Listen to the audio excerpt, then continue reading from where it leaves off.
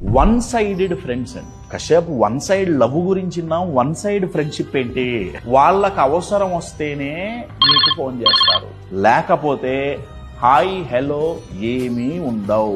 కొని కశ్యప్ అవసరం వచ్చినప్పుడు కష్టకాలంలో మనం గుర్తొచ్చాం, మంచిదే కదా, మంచిదేనండి, నేను కాదనట్లా. కానీ వాళ్ళ కష్టకాలంలో మనం గుర్తొచ్చాం, వాళ్ళకి అవసరం వచ్చినప్పుడు మనల్ని హెల్ప్ అడిగారు, మనం హెల్ప్ చేశాం, ఇక్కడి వరకు బాగానే ఉంటుందండి.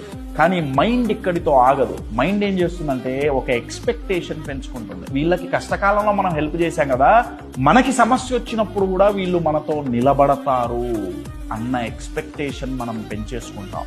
కానీ అటువంటి టైంలో వాళ్ళు మనతో ఉండరు, వాళ్ళు మనకి సపోర్ట్ చేయరు, వాళ్ళు మనతో నిలబడరు. అందుకే నేనన్నా వన్ సైడ్. రోడ్డు మీద వన్ సైడ్ ట్రాఫిక్ ఉందనుకోండి, వన్ వే ఉందనుకోండి, ఎదురుంగి నుంచి వస్తే ఏమవుతుంది? యాక్సిడెంట్లు అయితే ఫైన్లు పడతాయి.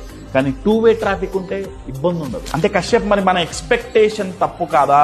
నేనైతే కాదనే అంటానండి.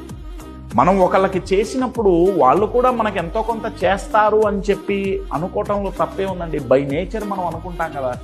కానీ వాళ్ళకి దూరంగా ఉండకపోతే ఏమవుతుందంటే మనం మైండ్లో ఫిక్స్ అయిపోతాం, వీళ్ళు మన కోసం ఉంటారులే.